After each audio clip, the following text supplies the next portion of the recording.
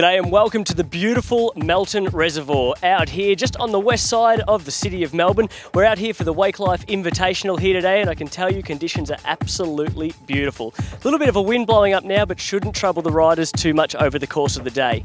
Now, a lot of organisation and a lot of planning goes into these events, so let's throw now to Bryony, who's catching up with the President of Wakeboard Victoria, Mr. Nigel Aitken.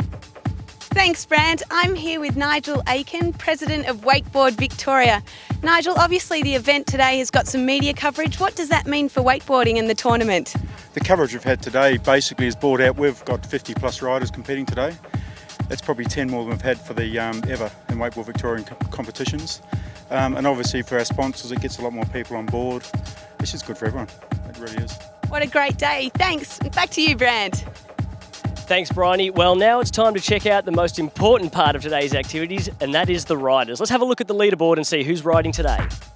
An all-star cast for today's Wakelife Invitational. In Heat 1, we'll see Chris O'Shea, Scott Mackey, Travis Osborne, Matt Galvin, and from South Australia, Tommy Hines and Nat Barber. Heat number 2 kicks off with Troy Mackey. Then Troy Roker will be second off the dock.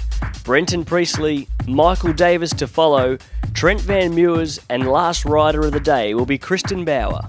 Well, as with every competition, there has to be some rules. So let's throw over to Bryony right now as she catches up with one of today's judges, and they tell us a little bit about what it takes to win the competition.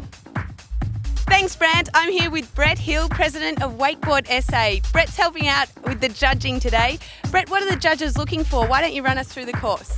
Well, basically what we're looking for is style, execution, intensity, just different ways of mixing up your ride, making sure it's nice and fluent. Good stuff. So style, execution and intensity, yeah. That's it. Back to you, Brand. Okay, first rider off the dock to get this thing underway is none other than Chris O'Shea. There is the big backside 180, just butt checking that one around a little bit and having a bit of a spin out. Second trick for O'Shea, the melon, a switch melon, hillside 360 straight into the Moby Dick. And O'Shea is on fire to start this runoff. There is the toe side 540 for O'Shea. The nuclear tantrum to blind, starting to step things up a little bit and finishing with a nice clean toe side 7.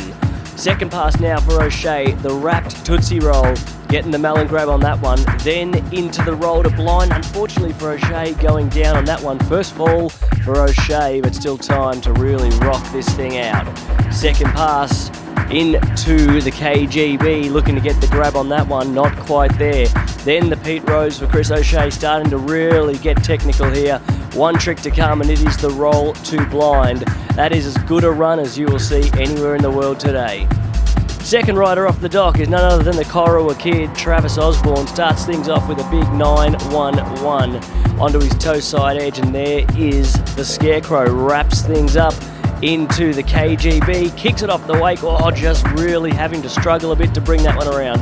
Toe side for Osborne, the off-axis 540. Claims it, loves his first pass. Second pass to come for Travis Osborne on his heel side edge, really digs it in for the nice big half cab roll. Into the back roll, getting the method grab on that one. Toe side again for Osborne, there is the elephant roll.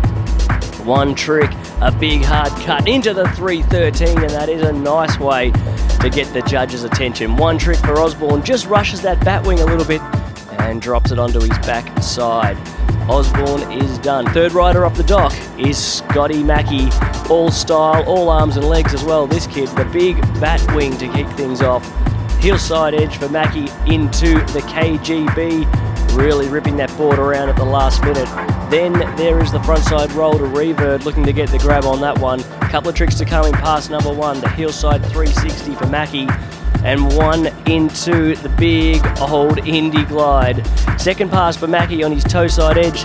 There is the off-axis 540, and he has gone down on that one. You don't see him fall on that too often, but lots of time to put it all together. The backside 360 for Scotty Mackey. The Pete Rose, and dropping the handle on that one, and not happy, as you see to the end of his pass.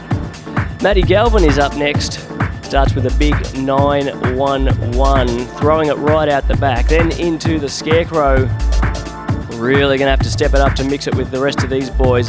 There is the heel side roll to Revert for Matty Galvin, and you can see he just lands on his heels, and then bang, down goes the nose, and down goes Galvin. Finishing off pass number 1, the hillside 360 for Matt Galvin. Time for one more trick.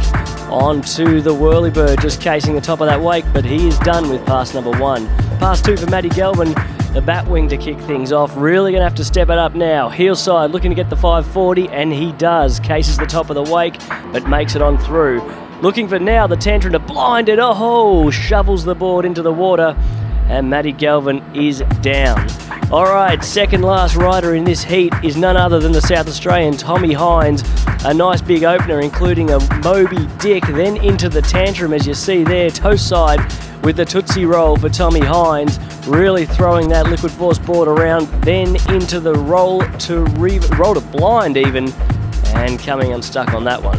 Tommy Hines, pass number 2, the Method Scarecrow.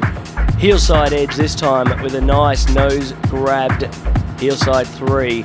There is the Whirlybird. Okay, last rider off the dock in heat number 1 is Nat Barber, another South Australian local. A big hillside off-axis 360, then into the Whirlybird, and Natty Barber goes down. He can see ahead of him what he really has to do. The judges just making a few notes there.